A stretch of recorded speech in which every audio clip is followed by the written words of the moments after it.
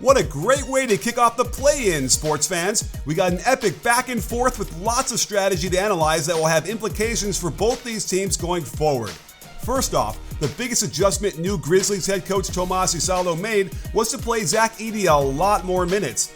I wonder if he had a choice, since over that span, Memphis went 3-5 to finish the season. To make matters more interesting, Coach Kerr has been going ultra small ball, and it forced Edey to guard Jimmy Butler of all people. The Warriors took a few minutes to attack this matchup, and you can see why this is going to be a problem as Edey gets blown by and has to foul to stop him. They started to attack him in the pick and roll with Curry as the ball handler. Edey must meet him above the three-point line, but with Draymond on the wing and shooters in the corners, no one can protect the paint, and Edey is too slow to recover. They also took advantage of Edey's instincts to protect the paint at all costs. By playing a great shooting big man in Quentin Post, they caught Edey 20 feet away, and Post helped the Warriors build a big lead in the second quarter. The Warriors' constant cutting began to wear the Grizzlies' defense out. On this split screen between Butler and Podziemski, they rubbed Podziemski's man off on the high side. While there was a great recovery to the ball, Edey again naturally gravitates to protect the rim, giving Jimmy a 15-foot closeout to attack. Edey would have been better off stopping and daring Butler to shoot it, even if Jimmy had already hit one from back there earlier in the quarter. At some point, an adjustment needed to be made, like getting Jackson Jr. on him and Edey on Draymond. This matchup looked like the death of the Grizzlies as Butler continued to attack off the dribble and score because he's simply too quick and too aggressive for the rookie.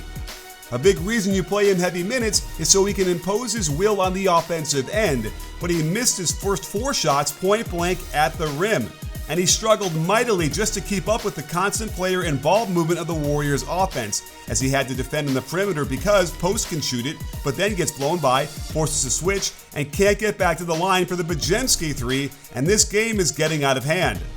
This immediately led into the Warriors' strategy to blast Desmond Bane on every pick and roll. The Warriors played this well with Draymond in early position at the rim to meet him, and he's now getting burned on defense and not helping much at all on offense until the ball finds its way back to him and the Warriors are forced to put him on the free throw line, where they'll take their chances with a 71% shooter. They also found out that pressuring Edey near the rim with an extra defender can lead to him turning the ball over, in a particularly crucial part of the floor where I'm sure the Grizzlies are expecting at least a shot at the rim almost every single time.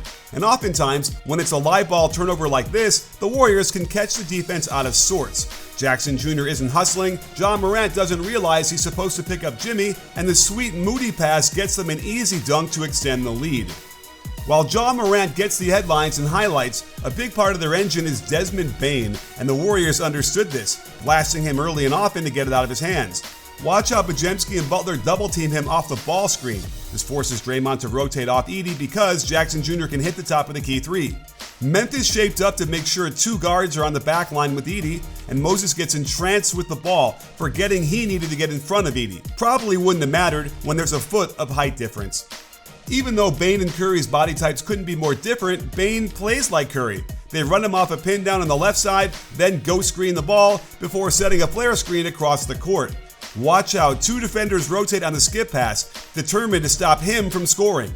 Great one-touch to flow into get action, and there's no way for a defender to keep up with him as he drops in an off-foot floater perfectly. There weren't many answers for him no matter where he shot from on the court, as he hits Curry with a crossover and then knows Looney can't get off the floor that high to contest this layup in transition. Again in transition, he catches them off guard with the drive, and this one was interesting. I always like me a good jump stop, step through, and finish. However, if we look closely, he split his feet after landing in that jump stop. While the foul does occur, it's after this part, but in real time, it's very hard for the refs to get all this and unfair to judge when we have the benefit of frame-by-frame replay. I'm sure the ref viewed this as a jump stop with both feet landing at the same time, then legally stepping back with his left foot, establishing the right foot as the pivot, and then legally stepping with a non-pivot to get around. The fact that he hit this with his body at this angle with his left hand is amazing, people.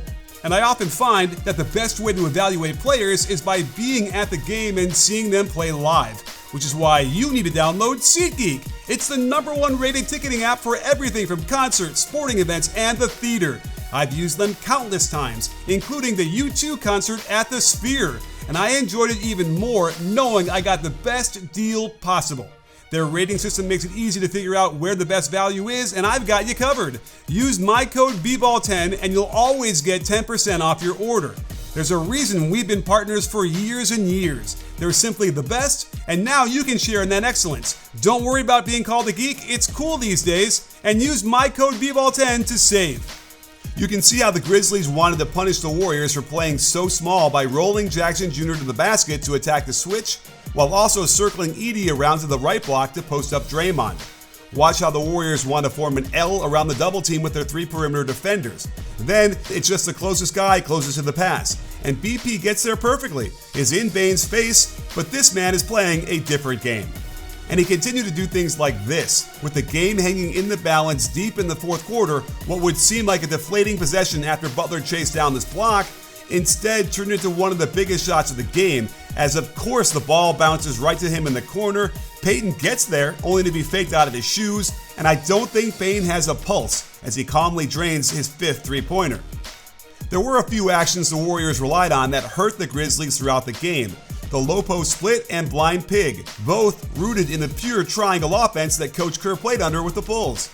With the low post split, almost everyone is interchangeable in this action, as Draymond gets the ball in the low post off a Curry rip screen. Now, normally Curry would run off a screen for Butler looking for a three-pointer like this play in the fourth quarter. But this time, Curry holds his position as a back screen. Butler recognizes it instantly, and Draymond delivers the perfect pass for the layup.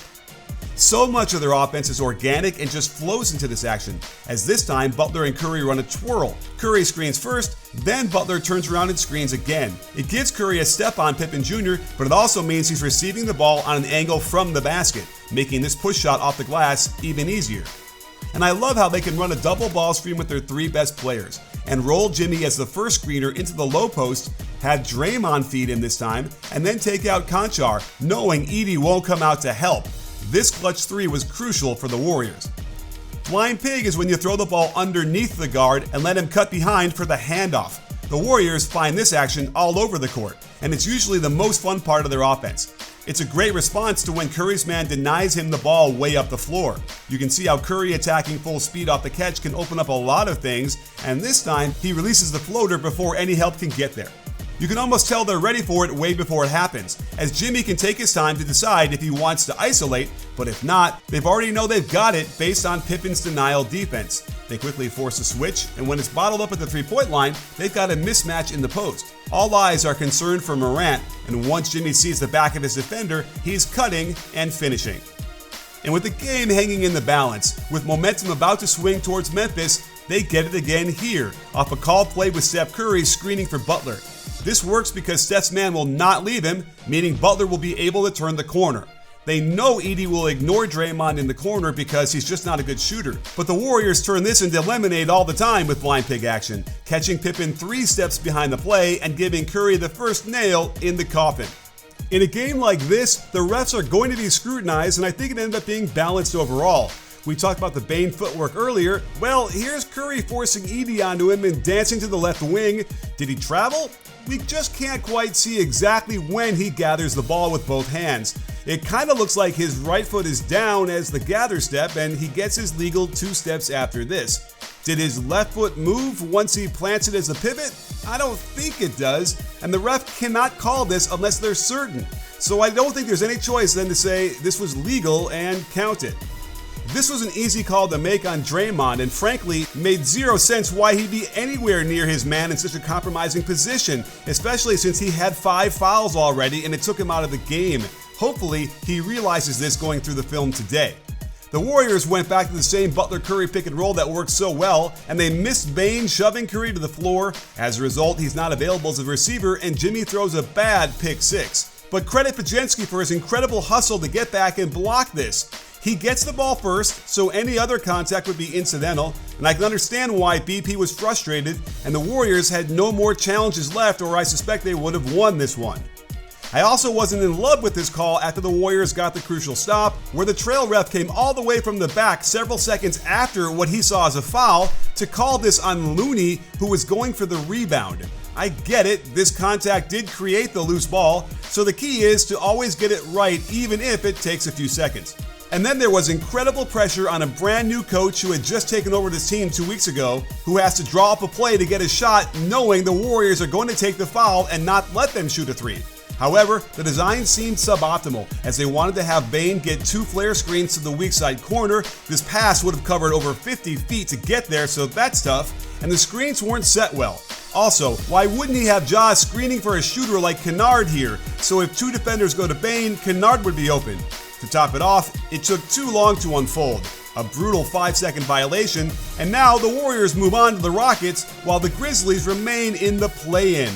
If this is any indication, we're in for an epic playoff season, and I'm in.